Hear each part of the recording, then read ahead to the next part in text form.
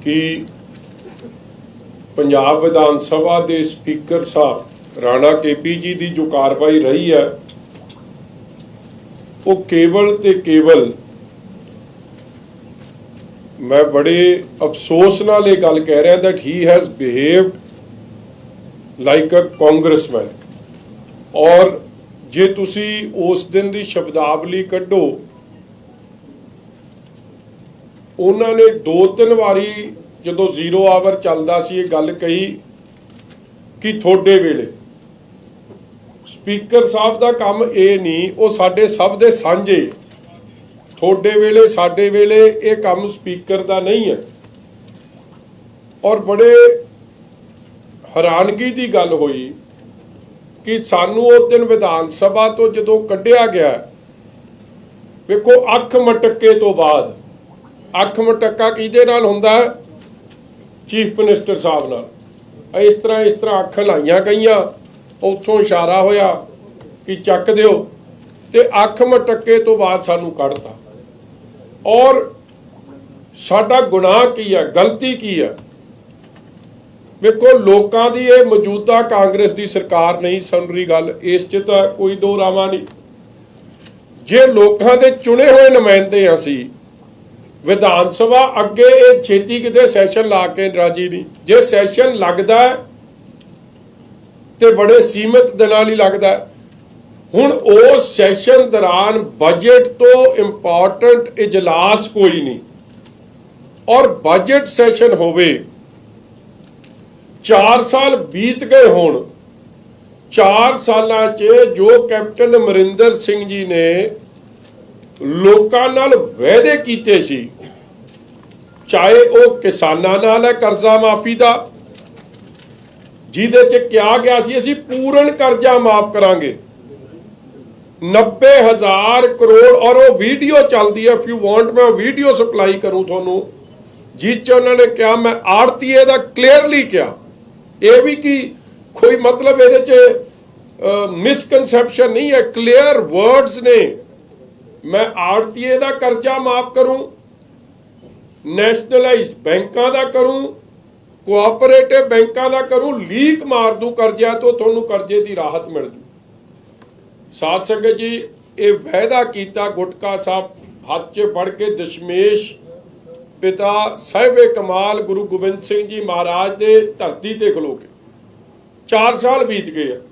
और मैं latest example उस दिन गल भी की कि क्यों ना परचा दर्ज होवे against captain Amarinder Singh, PPCC प्रधान, कोआपरेटिव मिनिस्टर जिहड़ा दसूए च जगतार सिंह ते कृपाल सिंह, जिन्हां ने इन्हां दे इह जे 1500 तो वध किसान ने जिन्हां दी सुसाइड हो गए, जिन्हां ने कर्जा माफी प्रोग्राम का भरोसा किया, जिन्हां कोल फार्म भराए गए, बुद्ध सिंह वर्गे किसान जिन्हां दे घर जाके एको फार्म कैप्टन साहब ने भराया, ਉਹਦਾ भी कोआपरेटिव का कर्जा वो भी नहीं माफ होया।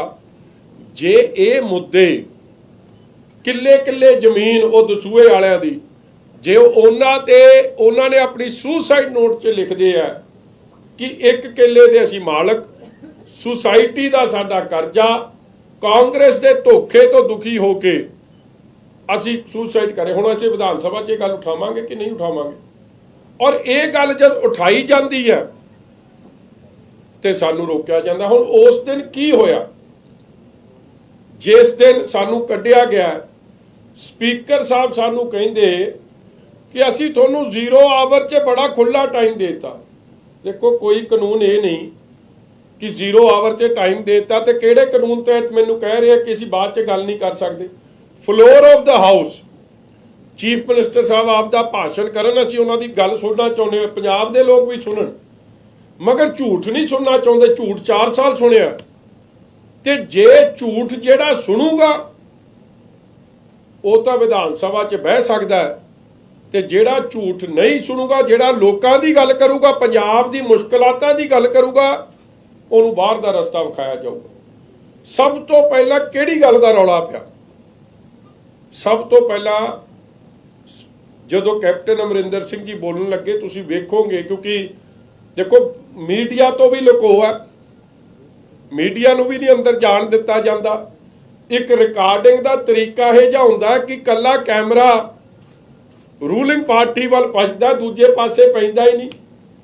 वैसे तो ये इलैक्शन करा लैण ते करोने का खतरा नहीं, ये आपदे रैलियां प्रोग्राम कर लैण करोने का खतरा नहीं, मगर जदों विधान सभा का इजलास आउंदा उदों इन्हां दा करोने का खतरा, करोना का कहर बेकाबू हो जाता। क्यों?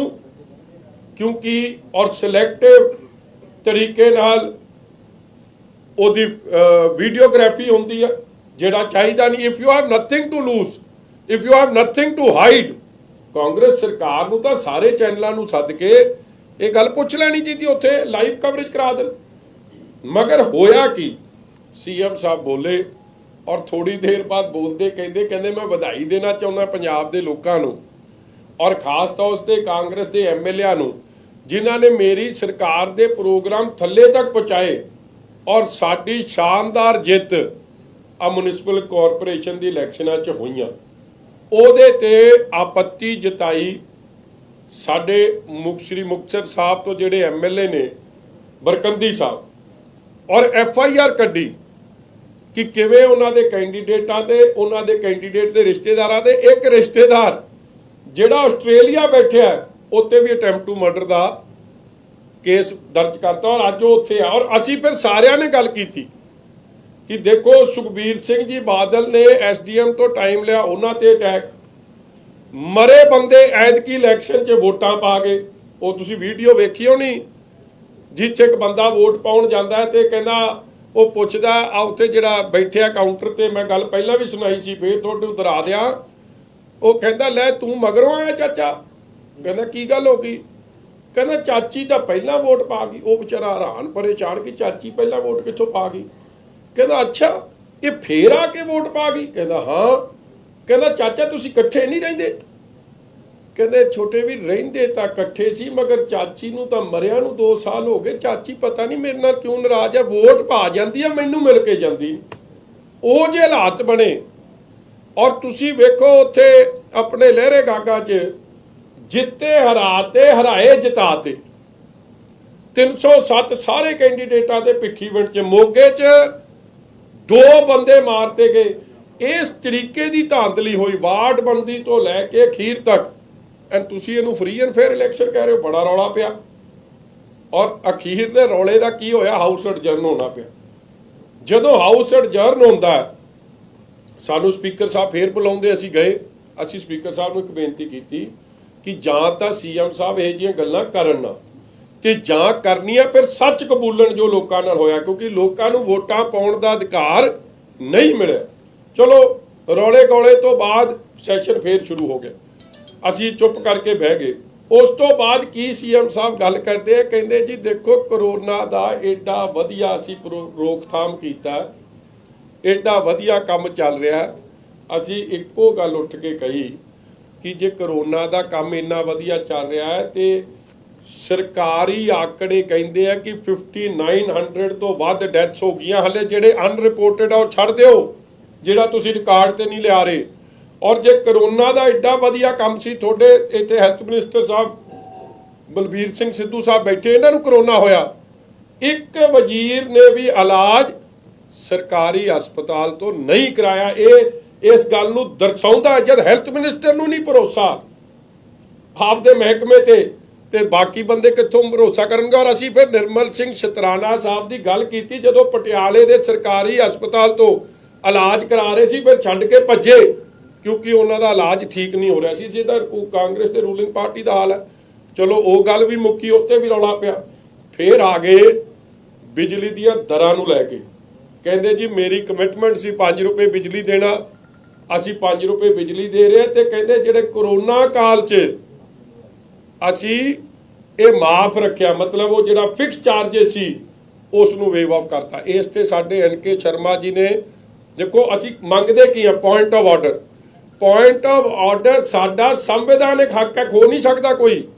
You if somebody is misstating facts, कोई झूठ बोल रहा है, कोई गुमराह कुन भाषण दे रहा है, हर MLA का हक है कि स्पीकर साहब कोलों पॉइंट ऑफ ऑर्डर वो लवे ते आपकी गल रखे। असी फिर पॉइंट ऑफ ऑर्डर लिया कि फिक्स चार्जेस कोई वेव ऑफ नहीं होए, लोगों तो पैसे वसूले गए, लोगों को प्रो राटा रेट लगे और अज असलीयत यह है कि बिजली 9 रुपए तो 11 रुपए लोगों को पर यूनिट देनी पै रही है, कोई 5 रुपए बिजली नहीं दी जा रही। चलो असी जब साडी गल स्पीकर साहब ने सानू कहता तुहानू जिन्नियां भी प्रॉब्लमां ने तुसी आप दी गल अखीर च कर लिओ। असी स्पीकर साहब ने एक बेनती की कि पिछले सैशन च भी तुसी सानू क्या सी अखीर च कर लिओ, अखीर च सीएम साहब ने भाषण दिता ते पार गए तो तुसी साडी गल नहीं सुनी, इसलिए जद जद झूठ बोलू सरकार असी आप दी गल नू उत्थे रिकॉर्ड करावांगे। चलो ही अगेन स्पीकर थ्रैटनड अस कि जे तुसी नहीं इस तरह जे गल करोगे, हुण असी किहदी गल कर रहे सी, जो पंजाब दी असलीयत दी गल है, असली हालात ने ग्राउंड दे। सीएम साहब तो जाते नहीं बाहर, सीएम साहब तो मिले नहीं किसी नूं, इन्हां दे मंत्री अनअप्रोचेबल ने, 5 रुपए बिजली का यूनिट है तो तुसी दस दो मैं चुप करके बह जाऊंगा। मगर जब सारा कुछ होया स्पीकर साहब टोल्ड अस कि I will throw it out of the house. चलो असी मन बनाया कि असी नहीं इस काम च, असी आप दा प्रोटेस्ट दर्ज कराता सी, आप दा वॉकआउट करके वापस आ गए।